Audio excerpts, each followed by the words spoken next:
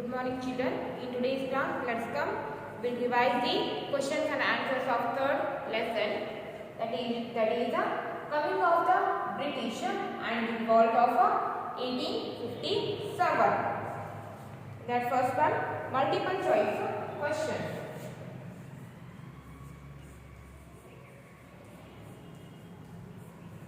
Multiple choice questions.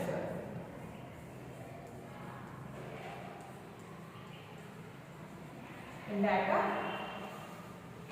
first one, and the first one, the dash came among the first to come to India for trade, and the options are British, French and Arabs. So the answer is Arabs. Arabs were the first who came to India for the trading purpose. So the answer is Arabs.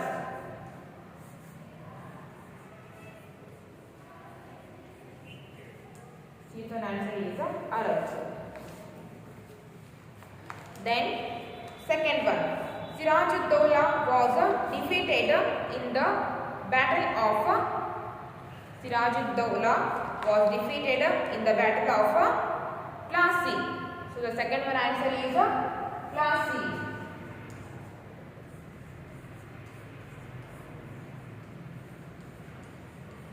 Siraj-ud-Dowla was defeated in the battle of Plassey.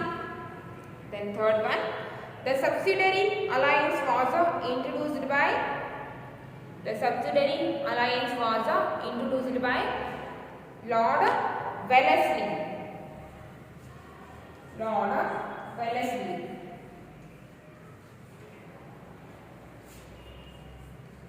Lord Wellesley. The subsidiary alliance was introduced by the Lord Wellesley. Then the fourth one, the revolt of 1857 began in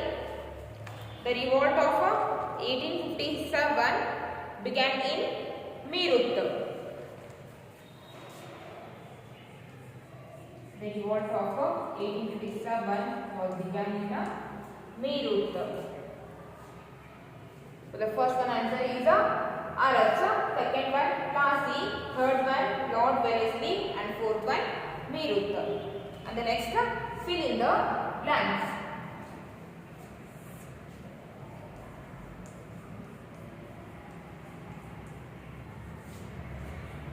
Fill in the blanks.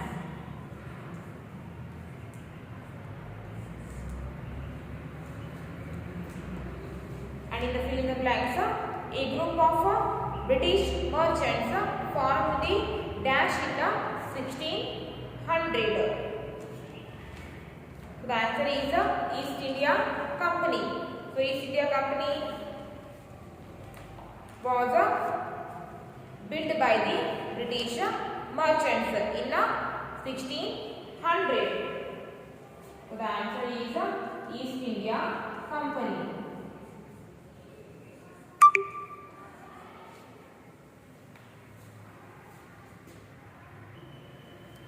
East India Company.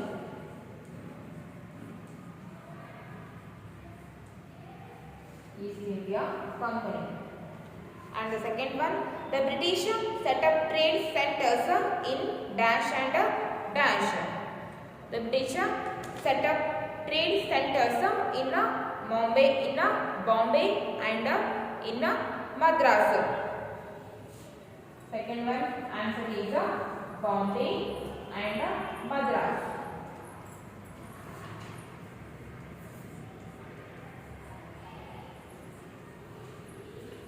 Bombay and Madras.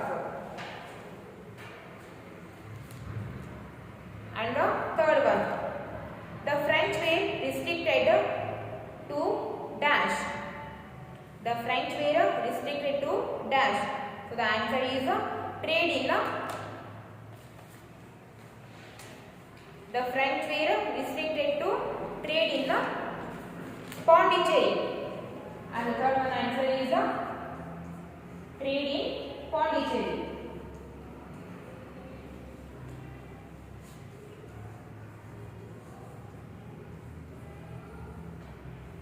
trade in Pondicherry. Then the fourth one.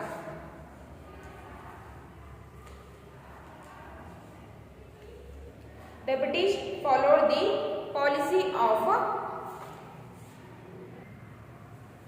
and the fourth one answer is the British followed the policy of doctrine of lapse.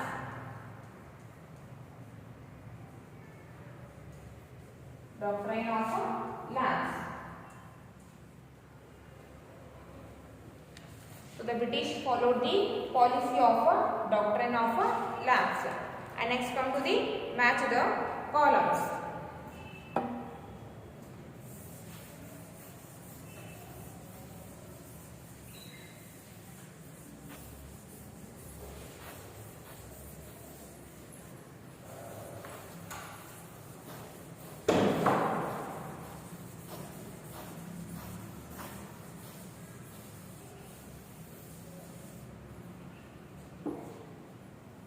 And the seed one match the columns.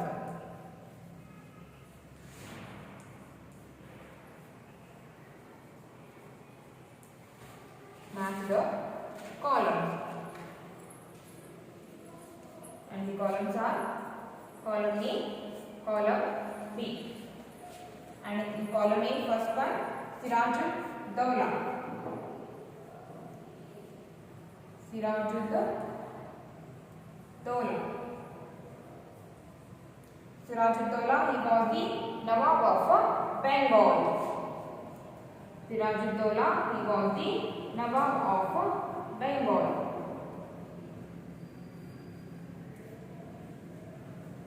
Then Rani Lakshmi Bai.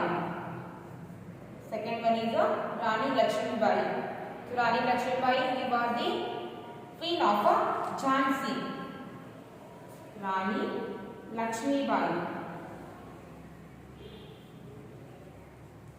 He was the Queen of Jhansi. And then third one. And the third one is Bahadur Shah Zafar.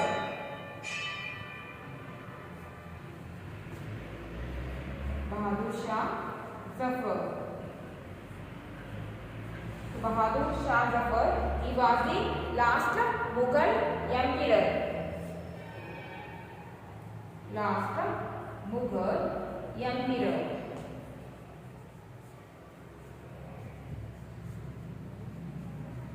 So Bahadur Shah Zafar, he was the last Mughal emperor. And the fourth one. And the fourth one is a Enfield rifle.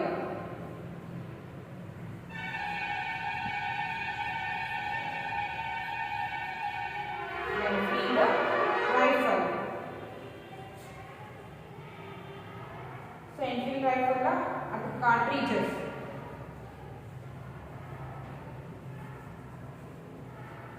Cartridges means bullets. So Enfield rifle cartridges.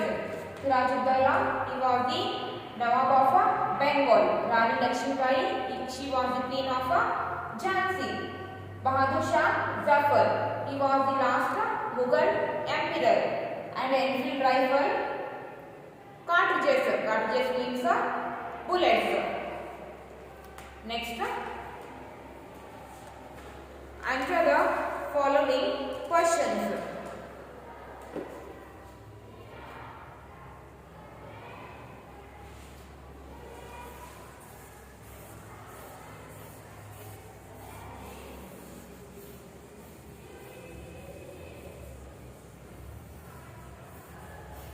Answer the following questions.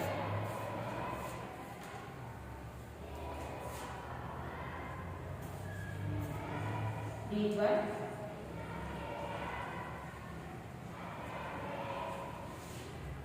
Answer the following questions.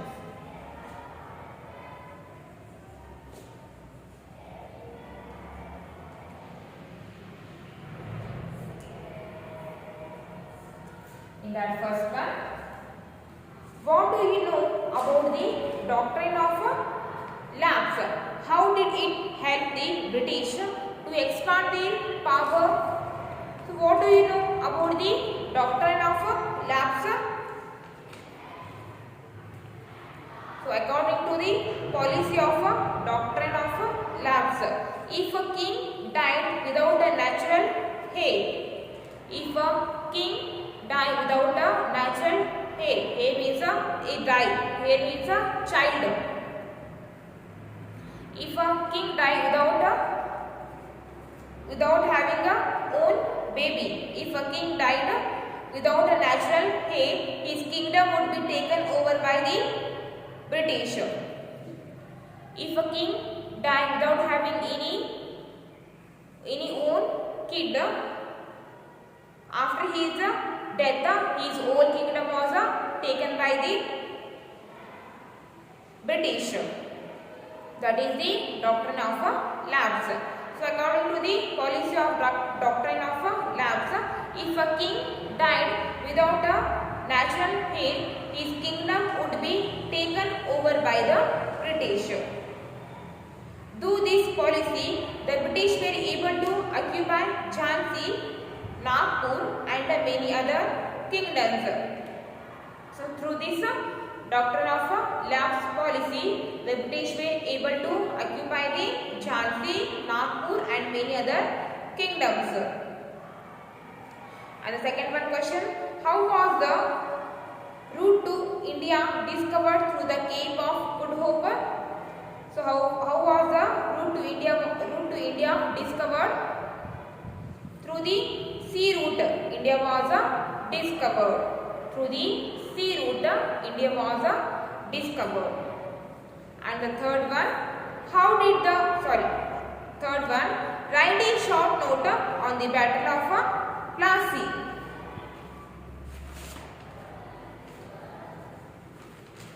Write a short note on the Battle of Plassey. So write 5 to 6 lines on the Battle of Plassey. So British wanted to bring Bengal under their control. British wanted to bring Bengal under their control. Thus they started building forts and settlements in the 17th century. So British wanted to bring Bengal under their control. Because of that, they have started building the forts and settlements in the 17th century. They also maintained an army in Bengal, and they are also maintaining a big army in Bengal. When Siraj-ud-Dowla became the Nawab of Bengal, he ordered the British to remove their army and stop its construction activities as they had not paid any taxes. When Siraj-ud-Dowla became the Nawab of Bengal, he ordered the British to remove their army and to stop their constructions. Later, when they denied, he marched against the British in 1756. But Britishers refused to or rejected to accept the Nawab's order. So when British refused to accept the Nawab's order, so Nawab Siraj-ud-Dowla marched against the British in 1756. This incident infuriated the British and they attacked Bengal in 1757. So when they refused to accept the order of the Siraj-ud-Dowla. So when they refused the order of the Siraj-ud-Dowla marched against the British. So when he marched against the Britishers became infuriated. That means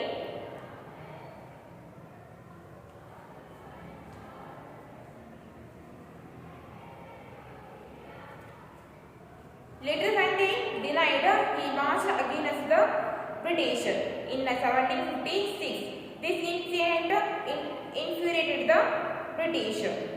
So by this incident, they became in fear, and they attacked Bengal in 1757. Siraj-ud-Dawla was defeated in the Battle of Plassey. So in this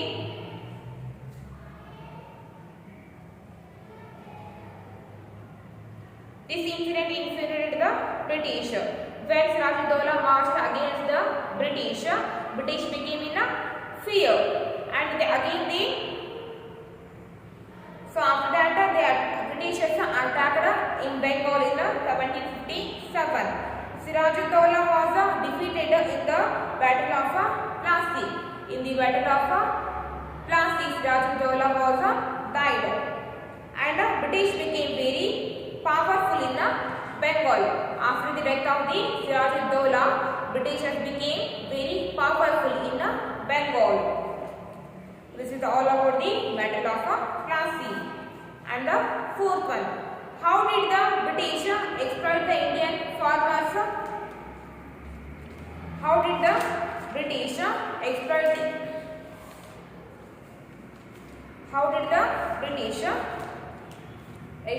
Indian farmers? So Indian farmers were forced to pay heavy taxes. So Indian farmers were forced by the Britishers to pay heavy taxes. As a result, they become very poor. So because of these heavy taxes, the Indian farmers became very poor, because they are not able to pay that much of taxes. And the fifth one, what was the main cause for the first war of independence? What was the main reason? What was the main cause for the first war of independence?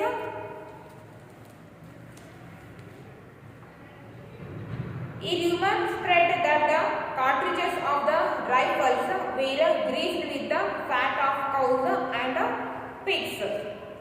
That time a rumor was spread that the cartridges means bullets which are used in rifles, and these bullets was made up of meat. This bullet was made up of the fat of cows and pigs. The rumor was spread that the rumor was the cartridges, that means bullets, were made up of the fat of pigs and cows. The covering of these cartridges had to be bitten off before loading into the gun.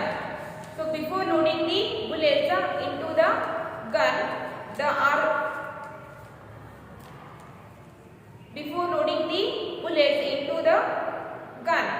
these bullets had to be bitten by the mouth. Before loading the bullets into the rifle or into the gun, these cartridges of these bullets were bitten by the mouth. This meant that the soldiers had to put the cartridges in their mouth. Before loading the bullets in the rifle, the soldiers had to bitten off. That means soldiers had to put those cartridges in their mouth. This was against the religious sentiments of both the Hindus and Muslim soldiers, and this was against the religions of the Hindus and also the religions of Muslims. The Indian soldiers refused to use these rifle and revolt started. The Indian soldiers refused to use these bullets or cartridges. Because of these all the reasons, the first war of independence or the revolt was started. And the sixth one, what made the British follow the policy of divide and rule? what made the British to follow the policy of divide and rule? The kings and the nawabs of small kingdoms in India. The kings and the nawabs of small kingdoms in India always fought among themselves. So before the independence, the kings and the nawabs of small kingdoms always they were fighting with each other. The British, by seeing this all, the British helped one ruler against the other. The British helped one king or one nawab against the other kings or against the other nawabs, and gained power and wealth. So by doing this all, the British gained the power and wealth. This policy of British was known as divide and rule. So this policy of British was known as divide and rule. So before the independence, the India's kings and nawabs always they were fighting with each other. By seeing this all, Britishers helped the one king or one nawab against the other kings or other nawabs. So by doing this all, they gained the power and wealth. So this policy of British was known as divide and rule. Okay, now your third one chapter is so now your third chapter vision is completed. So for today's class it's enough, and in tomorrow's class we'll devise the questions and answers of lesson 4.